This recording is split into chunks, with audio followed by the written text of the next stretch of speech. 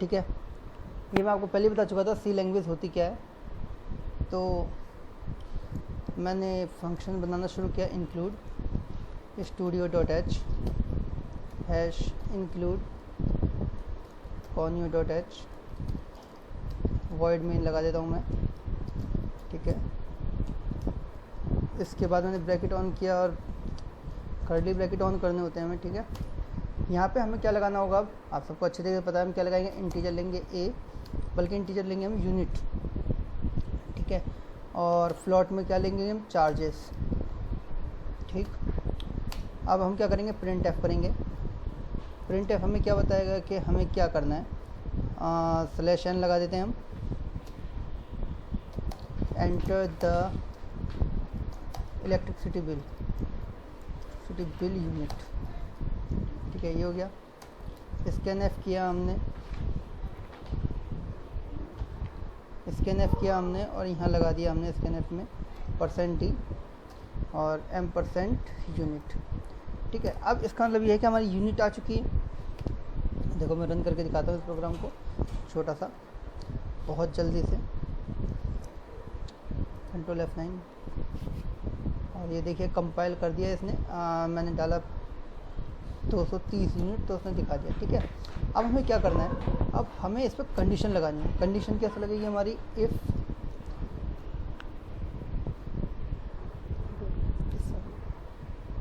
अगर मैं क्या कहता हूँ, अगर मैं आपसे कहता हूँ कि यूनिट मेरी है इक्वल टू 100, ठीक है, तो मेरा जो चार्ज होगा वो सिर्फ इतना रहना है, charge equal to,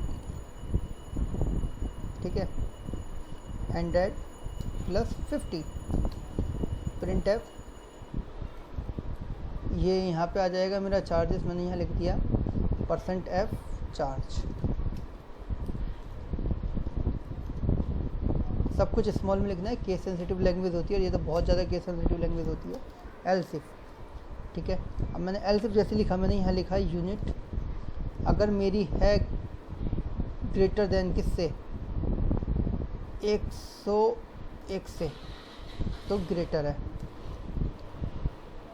and unit मेरी लेस देन है किससे, 150 से। ठीक है, तो क्या प्रिंट करेगी, तो ये लेगा चार्ज इक्वल्स टू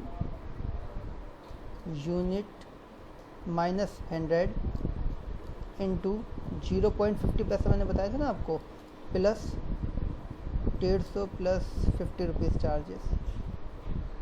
ठीक है, 50 रुपीज़ चार्जेस ले लिए इसने। इसके बाद सेमीकोलन लगा दिया, यहाँ तक हमारा काम ख़त्म हो गया। ठीक है, इसके बाद हम क्या करेंगे, यहाँ हम लगाएंगे प्रिंट एफ, और प्रिंट एफ लगा के यहाँ कर दिया %d %f। और उसके बाद में आपको पता है मैंने %f क्यों लिया है, क्योंकि जो मेरा वो है वेरिएबल चार्ज वो मेरा फ्लोट टाइप का है, तो इसलिए उसको इंडिकेटर मुझे क्या देना पड़ेगा, फ्लोट एफ। अब देखो मैं इसको कॉपी करता हूँ, मैंने करा इसको कंट्रोल इंसर्ट, क्या करा मैंने इसको कंट्रोल इंसर्ट, देन नाउ इसको करता हूँ शिफ्ट इंसर्ट।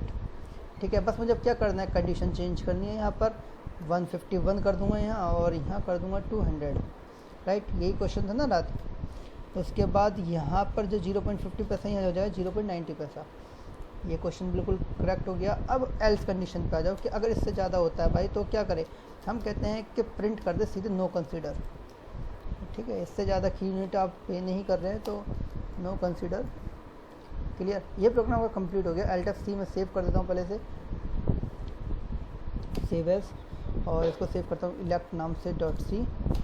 आप इसे पूरे ढंग से नाम से सेव करेंगे, मैंने जल्दीबाजी में सेव किया है, Alt+C एंड देन कंपाइल किया, बिल्कुल कोई एरर नहीं है। अब देखते हैं लॉजिकल एरर तो कोई नहीं है, रन करता हूँ कंट्रोल F9। यूनिट मैंने डाली 120, आंसर दे रहा है 210 रुपये। अब ये 210 रुपये आंसर सही है गलत है, देखो मैं आपको बताता हूँ, कैलकुलेट भी करके दिखाते हैं, यही कर देता हूँ, है ना। मैंने दिया 120, इसमें से 100 यूनिट मेरी फ्री हैं, तो कितनी यूनिट बची मेरी, 20 यूनिट पे अगर मैं 0.50 पैसे के हिसाब से चार्जेस लगाऊं, क्योंकि मेरा प्रोग्राम तो यहाँ पर आएगा इस टाइम, 120 दिया ना मैंने, तो मेरा प्रोग्राम कहाँ पर आएगा, मेरा प्रोग्राम यहाँ पर आएगा इस वाले लॉजिक पर। ठीक है, तो यहाँ देखेगा कि 100 से ज़्यादा है और 150 से कम है, तो ये सारी चीज़ें लेगा। तो यूनिट माइनस 120 यूनिट मैंने डाली थी, तो 120 में से इसने क्या ले लिया, 100 दिखा दिया। 100 माइनस किया तो क्या आंसर आया, 20 आंसर आ गया। ठीक है, जब ये 20 आंसर आ गया तो 0.50 से मल्टीप्लाई कर दी इसने। ठीक, अब जब 0.50 से मल्टीप्लाई करेंगे तो कितना आएगा, इसका आंसर आएगा 2 0 5 दूनी 10, यानी कि 1000 रुपये। अब क्योंकि 2 अंकों पर दशमलव है तो क्या आंसर आ जाएगा इसका, 10 रुपये। ठीक है, अब 10 में आप 150 रुपये एक जोड़ दो और 50 रुपये एक जोड़ दो, तो आपका टोटल बैठता है अमाउंट 210 रुपये। ठीक है, तो यानी कि अगर मैंने इस सवाल को सॉल्व किया तो इसका आंसर कितना आया, 210। और हम अगर वहाँ देख रहे हैं तो आंसर क्या मिल रहा है हमें, 210 रुपये, बिल्कुल सही है। ठीक है, इसके बाद में एक कंडीशन और देता हूँ। देखो मैं अब की बार करके दिखाता हूँ आपको। पहले यहाँ पर मैंने यहाँ दिया 170। ठीक है, अब मेरा वो 150 वाली रेंज में आएगा। जैसे मैंने 170 करा, इसमें से 100 रुपये माइनस हो जाएंगे, तो कितना बचेगा, 70 रुपये का अमाउंट बचेगा। इसमें मैं 0.90 पैसे की मल्टीप्लाई कर दूँगा। अब 0.90 पैसे की मल्टीप्लाई करूँगा तो आंसर कितना आएगा मेरा, 2 0 की 2 0 आ गया। ठीक है, 9 7 63, 6363 रुपये हो गया। अब 2 पॉइंट बाद दशमलव है तो मेरा क्या जाएगा, यहाँ पे 2 पॉइंट बाद दशमलव लग जाएगा, 63 हो गया, प्लस 150 और प्लस 50, यानी कि 150 प्लस 50 बराबर कितना हो गया, 263 रुपये, 263 रुपीज़। ठीक है, अब देखते हैं इसी अमाउंट को कॉल करके, कंट्रोल F9 कर देते हैं। बिल्कुल थोड़ा दिक्कत ले रहा है प्रोग्राम, हो गया।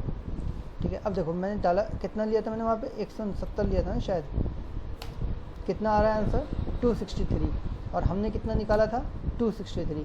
तो इसका मतलब ये है कि हमारी अमाउंट सही है, हमारा प्रोग्राम बिल्कुल कंटिन्यू काम कर रहा है। ठीक है, और हमें यही करवाना था अपने प्रोग्राम से काउंट। अब एक चीज़ करनी रह गई कि वो चार्जेस जो दिखा रहा है वो मज़े वाली नहीं आ रही, तो उसको मज़ा लेके आने के लिए क्या करेंगे, हम यहाँ लिखेंगे चार्ज इक्वल टू, फिर इसके बाद यहाँ लिखेंगे चार्ज इक्वल टू। ठीक है, अब आपको दिख गया होगा। ठीक है,